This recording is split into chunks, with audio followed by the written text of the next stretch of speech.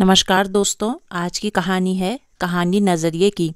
एक बार की बात है, मुंबई शहर की कंपनी में एक व्यक्ति जो कम पढ़ा लिखा था, नौकरी के लिए एक दफ्तर में गया। काम था साफ सफाई का। इंटरव्यू के बाद उसे एक दो काम करने को कहा गया।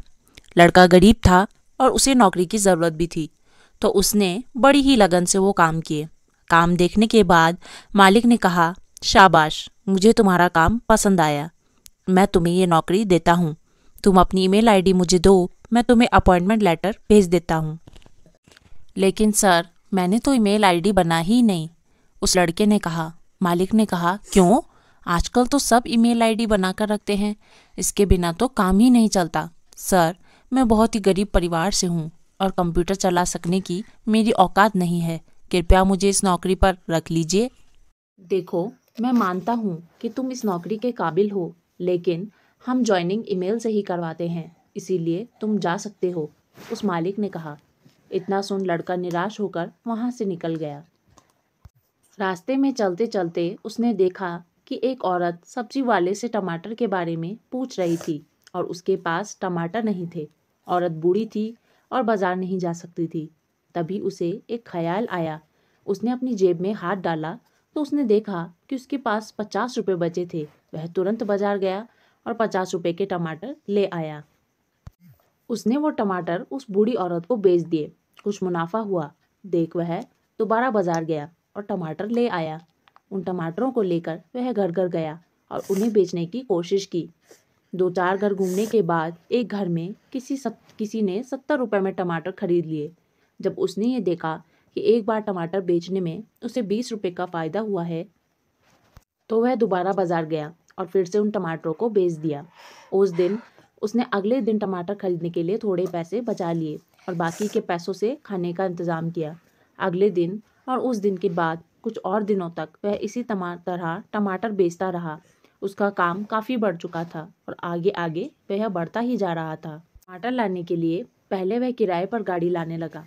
पैसे इकट्ठे कर उसे अपनी गाड़ी ली। ज़्यादा पैसे हो जाने पर उसने एक और गाड़ी ली और उसके लिए ड्राइवर भी रख लिया। ये कोई किस्मत का खेल नहीं था, यह सब उस लड़के की सूझबूझ और हिम्मत का परिचय था। कुछ ही सालों में उसने टमाटर के व्यापार से बहुत बड़ा मुकाम हासिल कर लिया था। अब वह एक संपन्न व्यक्ति बन चुका था। थोड़े ही दिनों में उसकी शादी हो गई। शादी के कुछ वर्षों बाद ही उसके घर में बच्चों की किलकारियां गूंजने लगी। अब उसे किसी भी चीज की परेशानी नहीं थी। सब चीज़ों से जब वह बेफिक्र हुआ तो उसने सोचा कि अब उसे अपना बीमा करवा लेना चाहिए। इससे यदि उसे कुछ हो गया तो भविष्य में उसके परिवार वालों को आर्थिक तौर पर कोई परेशानी ना हो। बीमा करवाने के लिए उसने बीमा एजेंट को फ़ोन किया। अगले दिन बीमा एजेंट उस व्यक्ति के पास आया। फॉर्म भरते समय सब कुछ भरने के बाद एक कॉलम खाली रह गया। यह कॉलम था ईमेल आईडी का। उस एजेंट ने पूछा, सर, आपकी ईमेल आईडी क्या है? सॉरी, मेरी कोई ईमेल आईडी नहीं है, उस व्यक्ति ने कहा। एजेंट को लगा कि वो मजाक कर रहा है। सर, क्या मजाक कर रहे हैं आप भी? नहीं, मैंने कोई मजाक नहीं किया। सचमुच मेरी कोई ईमेल आईडी नहीं है। सर, आपको पता है, अगर आपने ईमेल आईडी का उपयोग किया होता तो आपका व्यापार और कितना आगे बढ़ सकता था, उस एजेंट ने कहा। आपको पता है आज आप क्या होते? एक कंपनी में मामूली सफाई वाला, उस व्यक्ति ने उत्तर दिया। इस उत्तर से वो एजेंट स्तब्ध रह गया। उसे कुछ समझ नहीं आया। तब उस व्यक्ति ने उसे अपनी पूरी कहानी सुनाई, जिसे सुन एजेंट को ये एहसास हुआ कि इंसान के अंदर इच्छा हो तो वो कुछ भी हासिल कर सकता है और इसके लिए ज़रूरी नहीं कि उसके पास सभी साधन मौजूद हों। दोस्तों, ऐसी ही परिस्थितियाँ हमारे जीवन में भी कई बार आती हैं। तब हमें लगता है कि काश अगर ये चीज़ हमारे पास होती तो आज हम कहीं और ही होते। लेकिन ऐसा कुछ नहीं होता। हमें अपना नज़रिया बदलने की ज़रूरत है।